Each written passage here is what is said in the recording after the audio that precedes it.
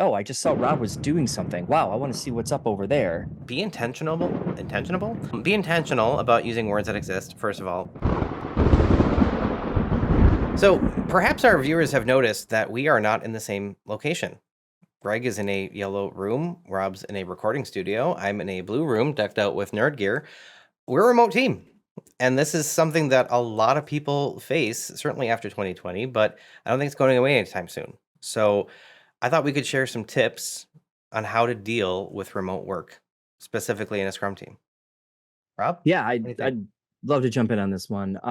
From a management perspective, you've hired people or you've taken over a team for someone else, whatever the case may be, and your first instinct is, holy crap, how are we going to communicate with each other and how are deliverables going to be delivered and how is work going to get done when everybody's in a different location and is Johnny doing his job and is Susie doing her job?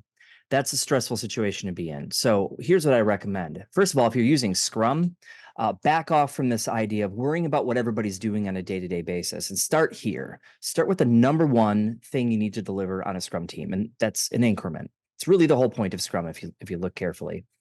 And ensure that every sprint you're present until you feel comfortable that this is just happening now on a regular basis.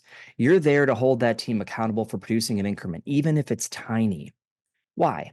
Well, first of all, it delivers value. Second of all, it's something that we can look at as a group of stakeholders to understand if we're on the right track. And if we're on the wrong track, let's get off that track. But at the end of the day, if we're on the right track, I can use that new solution.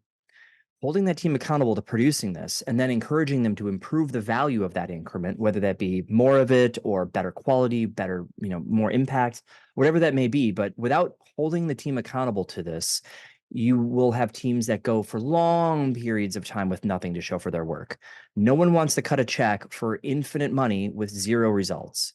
So hold people accountable to producing increments in your sprint reviews and actually show up to the sprint reviews to do that. Yeah, a lot of teams struggle with that. I see that all the time.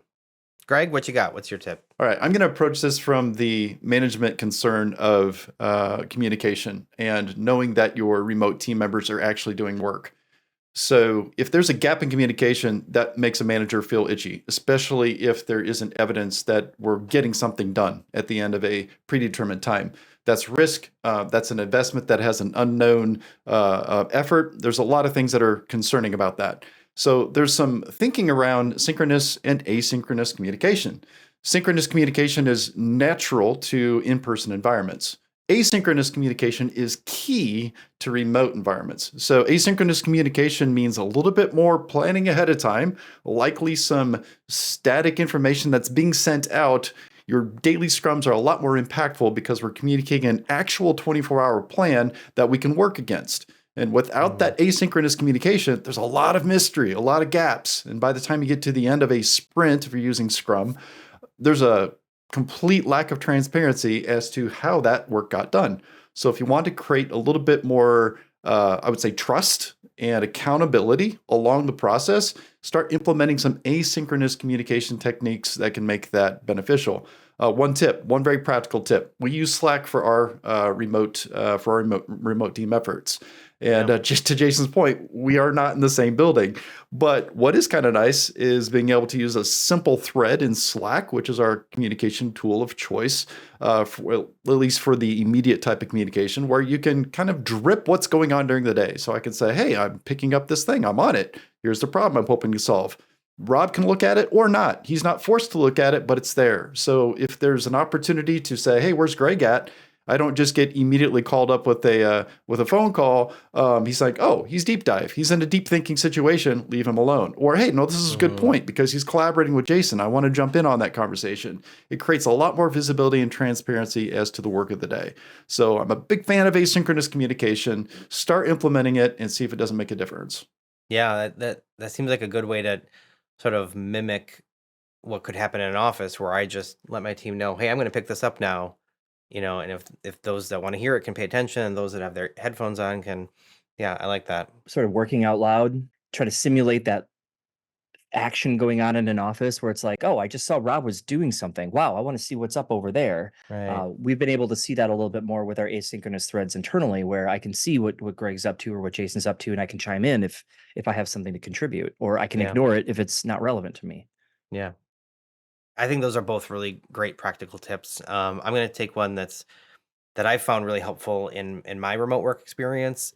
And when you're in an office building, you're not just working from the moment you get there to the moment you leave. You're getting coffee, you're catching up with your teammates, you're saying how your weekend was, and oh my kids had this thing going on, or I saw this awesome concert, and you just have some time team building in little micro natural ways that is really hard to replicate in a remote environment. And so my tip is be intentional about using words that exist, first of all, but be intentional about building in times for that team building, to seeing your teammates as human beings and not just other work producers. And whether that's, two ways that I've done this is at the beginning of each meeting that we have, whether it's a Scrum event or it's something else, taking just a little bit of time and just intentionally saying, "What's going on? How was your weekend? What's up with you lately?" I also think building in some specific team building time is really important. I had one team where we dedicated an hour at the end of the day once a week, and we played some games. Nothing crazy. I'm not talking like Call of Duty or something. I'm saying like something anybody can play. They're like word games and like online Pictionary, stuff like that.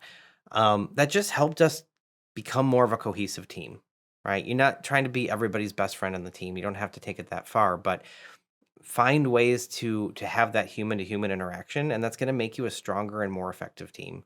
And I've lived that out in several teams I've been a part of remotely. It's made a huge difference. Remote work's here to stay. I don't think it's going away anytime soon, but hopefully those tips help. And if those tips helped you, let us know.